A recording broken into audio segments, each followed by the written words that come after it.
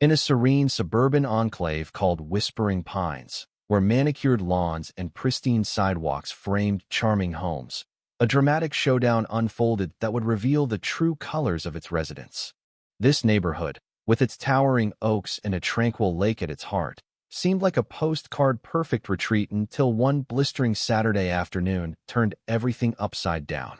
At the center of the storm was Linda Harris, a self-appointed guardian of the community pool gate, confronting a black woman named Monique Carter. What Linda didn't realize was that Monique wasn't just a passerby. She was a powerhouse who owned half the neighborhood, and their clash would soon ripple through every corner of Whispering Pines. Whispering Pines prided itself on its polished, exclusive VY tie.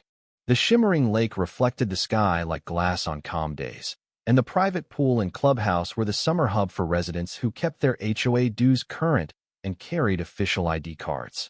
Families flocked, their kids splashing in swim lessons, retirees gliding through water aerobics, and neighbors cooling off in the afternoon heat.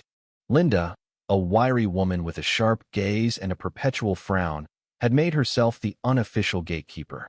As the HOA treasurer, she wielded her authority like a badge of honor, showing up at doorsteps over minor infractions like overgrown grass. Most tolerated her quirks. Some even appreciated her vigilance against petty theft, but many grumbled about her overzealous control.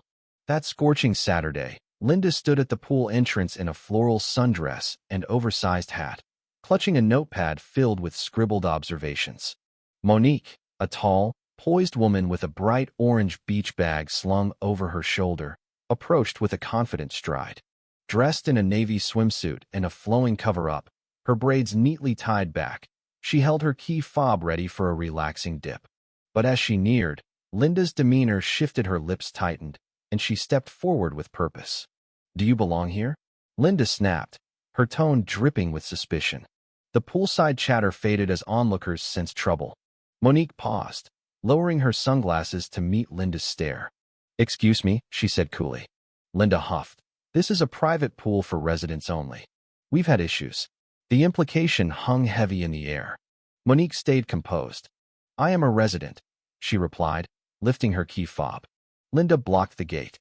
"I've never seen you. Are you a guest? Show me some ID."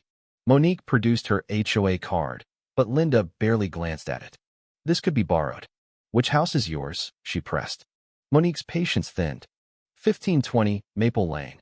She cited a sprawling estate known to belong to a former real estate tycoon, Robert Evans. Linda faltered. "That's not possible. Robert wouldn't," she stopped, but Monique finished for her. "Wouldn't sell to a black woman." Gasps rippled through the crowd. Linda flushed, stammering. "That's not what I meant." Monique's voice sharpened. "Could have fooled me." The standoff escalated until Tom Bennett, the HOA president, arrived, a weary, silver-haired man who preferred avoiding conflict. He reviewed Monique's ID and license, confirming her legitimacy. "Everything's in order, Ms. Carter." "Welcome," he said, shooting Linda a look she ignored. Grudgingly, Linda stepped aside, but her glare followed Monique as she settled by the pool. The incident left Monique rattled, but resolute. This wasn't the peace she'd sought when she bought into Whispering Pines. Monique's story went deeper than Linda could imagine. A veteran of commercial real estate at Parker Vaudon, she'd climbed the ranks quietly, brokering deals that reshaped cityscapes.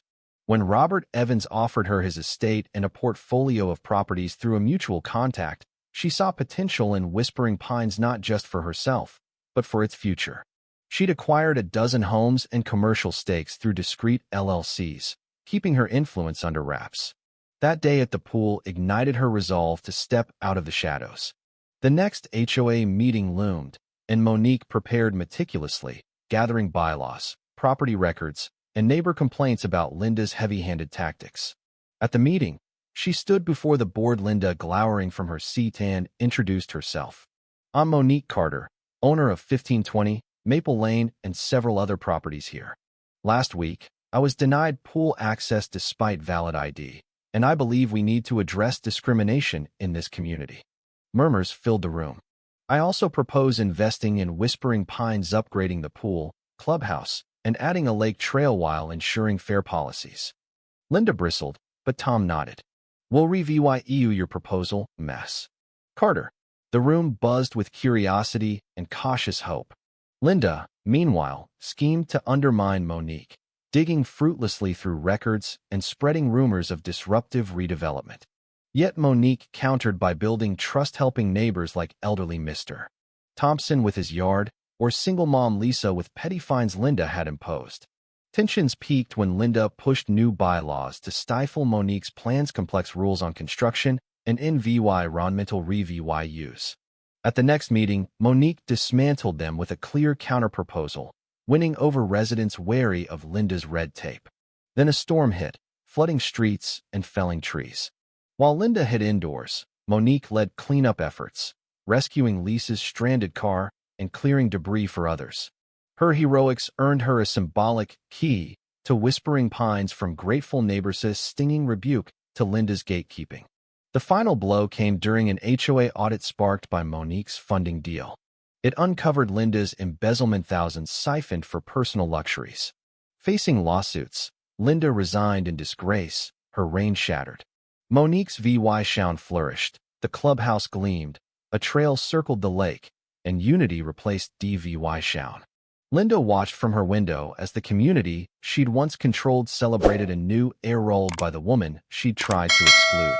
In Whispering Pines, kindness and justice had triumphed over prejudice and greed.